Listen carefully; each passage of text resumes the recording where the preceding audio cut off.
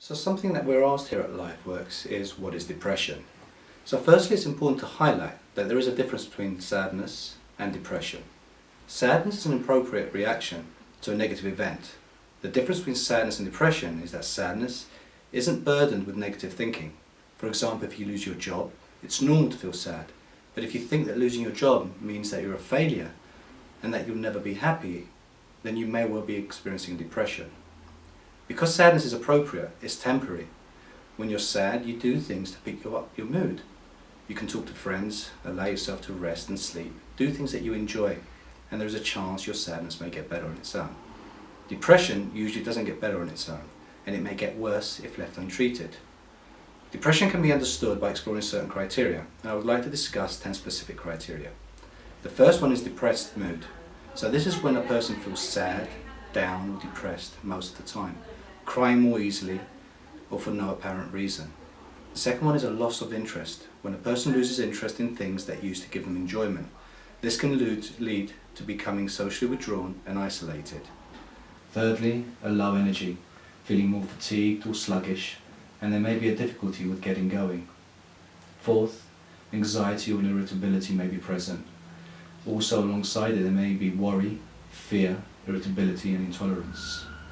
Fifth, a lower self-confidence, so a person feels hopeless or pessimistic, and there may be a sense of increased guilt and worthlessness. Six, poor concentration. This can manifest with difficulty in regards to concentrating or making decisions. Seven, there may be changes in a person's sleep. So for example, they may find it difficult falling asleep or staying asleep, and there may be an increase in wanting to sleep all day or not wanting to get out of bed, feeling very tired and not refreshed in the morning. 8. Appetite or weight change. So a person's appetite significantly lowers or increases for a prolonged period of time. There may be unintentional loss or gained weight, eating only because a person has to eat, but doesn't get any pleasure from food. 9. Slow moving or restless. So this can be experienced with movements that are slow alongside slower speech. Also restlessness and agitation may be accompanied. And lastly, there may be thoughts of death. A person may experience recurring thoughts of death or suicide, not just the fear of dying. Thoughts of would it be easier if I just didn't wake up in the morning may also be present. So you don't have to feel sad to be depressed. I guess this is what's confusing about depression.